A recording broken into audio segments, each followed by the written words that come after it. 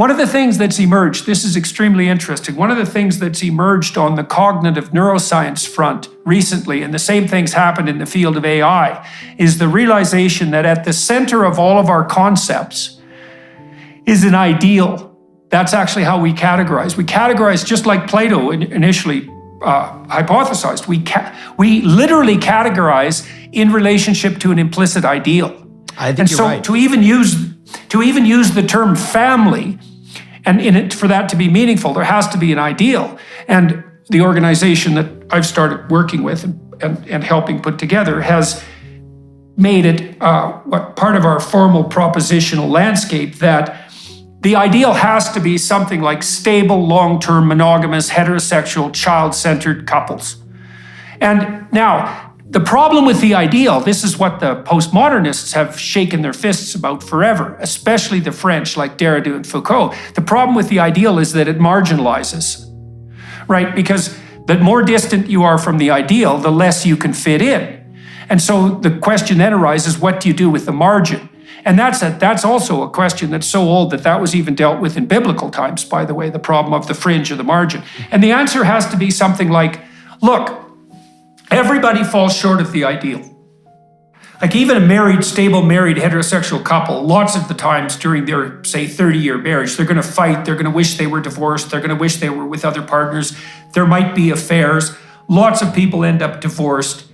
The vast majority of us will never realize the ideal. Well, none of us will in totality. But that doesn't mean we should sacrifice the ideal. What it means is that we should put forth the ideal forthrightly, but allow the necessary space for deviation from the ideal so that everybody can move forward despite the fact that the ideal has to rule. It's a great framing. I just want to jump in there for 1 second to draw even one further distinction, if I may, First is there's the sense in which each of us falls short of our ideals, okay, both as individuals and even as a nation. I mean, you could extrapolate this to the American level and, take the critique of America as a nation is that, well, America's hypocritical, right? It had nations it set into motion, but there were slaves on day one, ergo the ideals themselves are false. No, in fact, hypocrisy is probably pretty good evidence that you have ideals, right? There's no sense in which, for example, the Chinese Communist Party could be called hypocritical. You can't be called hypocritical if you actually are measured against fundamentally nihilism at your core. So idealism and the existence of ideals makes hypocrisy possible. We should be grateful when we see hypocrisy because then we know we have two things. We have both ideals and we have something that is real. And something that is real never matches or rarely ever matches the ideal. So there, in a certain sense, we should be vindicated. We should feel reassured that we're doing something right because we have both ideals and reality. And that's just true at the individual level. Of anybody who's in a married relationship knows this.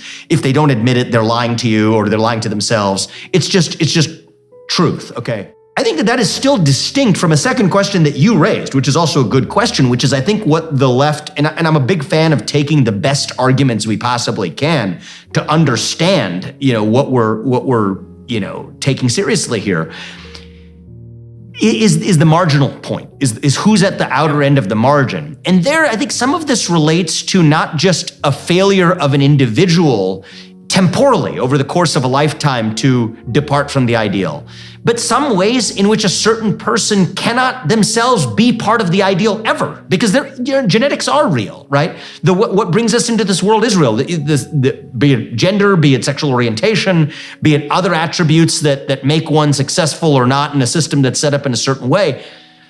There is literally a reality of permanent marginalization for some, even according to an ideally structured system.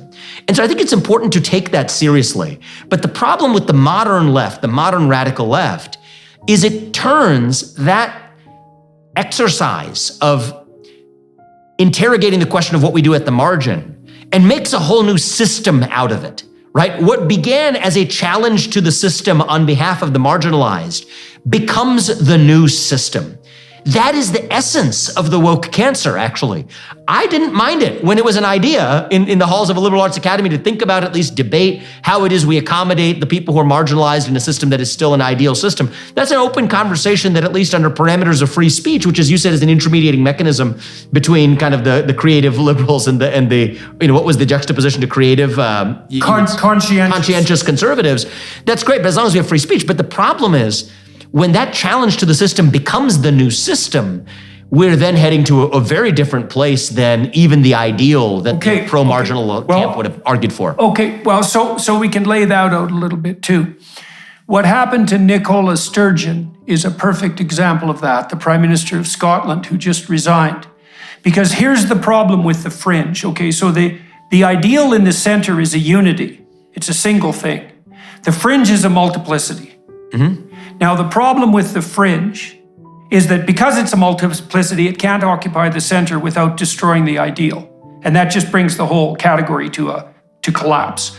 The fringe of the fringe will destroy the fringe. That's right. And so we can't do without the ideal. Even on the fringe, I love what you, I mean, the fringe defines itself in relation to the ideal, right? That's in a certain sense. Well, it has freedom. It also has freedom because of that. That's like the freedom of being at the margin. Because there's many versions of being at the fringe. It's kind of like that lost bat analogy. You send your sonar signal, it bounces back, it says, this is where you are. It's like planets orbiting the sun, all right? Once the sun's gone, there's going to be a whole new structure around you. That's exactly what happens. Yeah. And sometimes I think conservatives, they'll use this phrase, right? They'll come to eat their own. Right, and I think that there's a point to that, but it's low resolution. I mean, the essence of what's going on is actually what you described, which is that once you've destroyed or invaded the ideal itself, by definition, the being on the fringe is sort of nihilistic at its core, and so. At that point, it's a free-for-all, which is to say that, okay, well, you thought you were on the fringe as being gay. Well, guess what? Or even you could do the feminist version. You ain't seen nothing yet. You ain't seen nothing. You could see the feminist version of this too. Title IX, women's sports, women are on the fringe. Well, then when that itself becomes the center of the story, you just wait till you just say that the men become the women that actually, through the back door, decimate the existence of women's sports, not because they weren't funded pre-Title IX, but even after funding, the essence of it is gone if biological men are competing as women. Same thing with respect to being gay. All of this time to sort of accept somebody who is attracted to someone of a different sex at birth by saying that the sex of the person you're attracted to is hardwired at birth, right? That was the premise of the gay rights movement, and I think there's a lot of truth in it too, is completely undercut by a new movement that says your sex itself is completely fluid over the course of your lifetime. Yeah, so it isn't quite what some people will say is they will eventually eat their own. It's the fact that they've itself lost the structure against which they at least had the liberty to be on the fringe of, right? And so that's not to say that we shouldn't have, conversations for, disabled people or whatever in the American Disabilities Act context. That's what comes up in a political context. There's a whole discussion to be had about how we deal with this problem of the fringe, how we deal with accommodation against the backdrop of ideals. And I want to be really clear.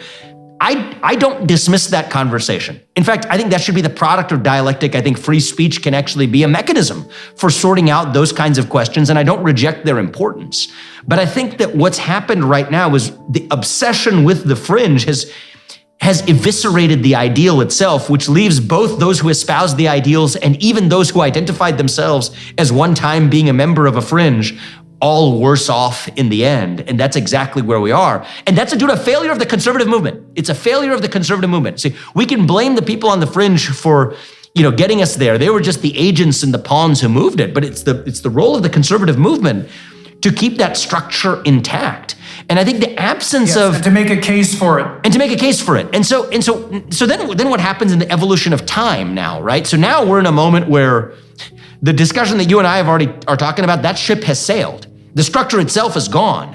What does that require? That's what makes this so difficult. And I think that in some ways, you've made a more powerful philosophical case for my candidacy that in my first week I have yet to do yet, which is that it requires defying the odds of having somebody who is both conscientious, conscientious conservative, as you noted, but who has the capacity for being visionary in having the vision of recreating that structure, that solar system around which the rest of the fringes can orbit. And that's inherently an unlikelihood. But by the psychological nature of creativity and conscientiousness, those are not supposed to coincide. That's what sets a really high bar. It's also what calls me into this race because it is what our moment demands, because we're not starting from neutral territory. We're starting from the state of entropic chaos that you highlighted. Desert. The desert. We're starting from being lost in the desert. And so thank you, because you have in a deeply philosophically grounded way made the case for my candidacy and why I am doing this. Whether I will deliver or not the next year and a half remains to be told, but that's at least the challenge I'm setting out to take on. And thank you for laying that out.